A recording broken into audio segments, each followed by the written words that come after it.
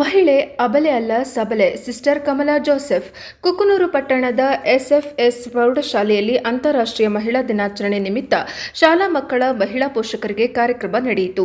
ಕಾರ್ಯಕ್ರಮದ ಉದ್ಘಾಟನೆಯನ್ನು sister Kamala Joseph Ballari ನೆರವೇರಿಸಿದರು.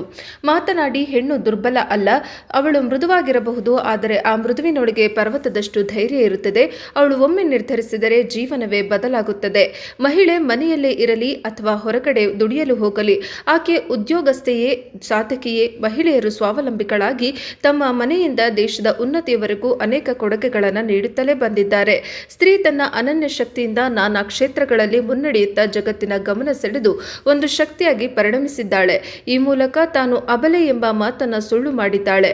ಅವಳ ಶಕ್ತಿಗೆ ಮತ್ತಷ್ಟು ಬಲವನ್ನ ಬೆಂಬಲವನ್ನ ನೀಡಿದರೆ ಇನ್ನಷ್ಟು ಬಲಿಷ್ಠ ಸಮಾಜವನ್ನ ಕಟ್ಟುವ ಕನಸು ನನಸಾಗುವ ಸಾಧ್ಯತೆ ಇದೆ ಎಂದು ಮಾತನಾಡಿದರು.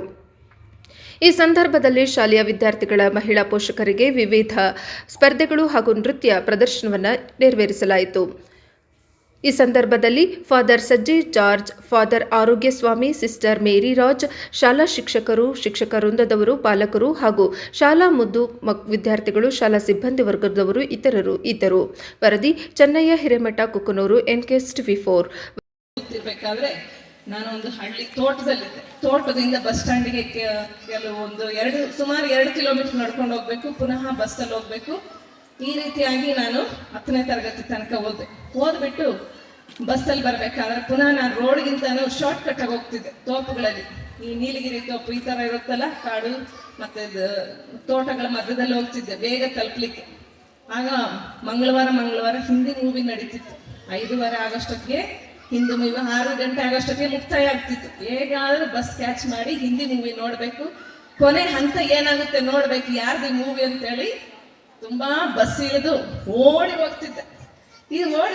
ಒಬ್ಬಳೇ ಹೋಗ್ತಿದ್ದೆ. ಈ ವಿಷಯ ಯಾರು ಗಮನಿಸಿ ನಮ್ಮ ಅಪ್ಪ ಹತ್ರ ನನ್ನ ಬಗ್ಗೆ ತಪ್ಪಾಗಿ ಹೇಳಿದಾಗ ಕೆಲವರು ತೋಟದಲ್ಲಿನೂ ಕೆಲಸ ಮಾಡ್ತಿದ್ರು. ಮತ್ತೆ ಆ ಒಂದು ಏರಿಯಾದಲ್ಲಿ ನಾನು ಹೋಗಿದ್ದೆ. ನಮ್ಮ ಅಪ್ಪ ಹತ್ರ ತಪ್ಪಾಗಿ ಹೇಳಿದಾಗ ನಮ್ಮಪ್ಪ ಬೇರೆಯವ್ರ ಹತ್ರ ಹೇಳ್ತಿದ್ದು ನಾನು ಕೇಳಿಸ್ಕೊಂಡೆ. ಆದ್ರೆ ನನ್ನ ಹತ್ರ ನಮ್ಮಪ್ಪ ಕೇಳಿಲ್ಲ. ನನ್ನ ಮಗಳ ಬಗ್ಗೆ ನನಗೆ ಗೊತ್ತಿದೆ. ನನ್ನ ಮಗಳನ್ನ ನಾನು ವಿಶ್ವಾಸಿಸ್ತೇನೆ.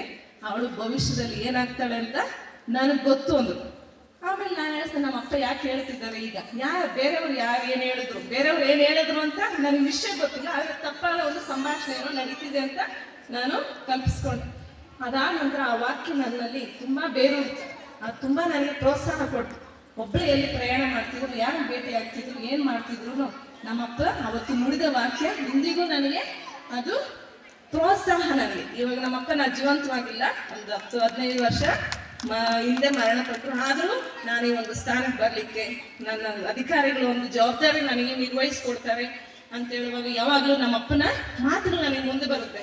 ನಂಬಿಕೆಯಿಂದ ಅಧಿಕಾರಸ್ತು ದೊಡ್ಡವರು ಹಿರಿಯರು ನನಗೆ ಈ ಜವಾಬ್ದಾರಿಯನ್ನು ಕೊಟ್ಟಿದ್ದಾರೆ. ನಾನು ಶ್ರಮ ಪಟ್ಟು ನನ್ನ ಪರಿಶ್ರಮದಿಂದ ಸಾಕಷ್ಟು ಮಟ್ಟಿಗೆ ನಾನು ಇದನ್ನ ನಿರ್ವಹಿಸಬೇಕು ಅನ್ನೋ ಒಂದು ಛಲ ನನಗೆ ರೂಪಿಸ್ಕೊಟ್ಟವ್ರು ಯಾರು ಅಂದು ನನ್ನಪ್ಪ.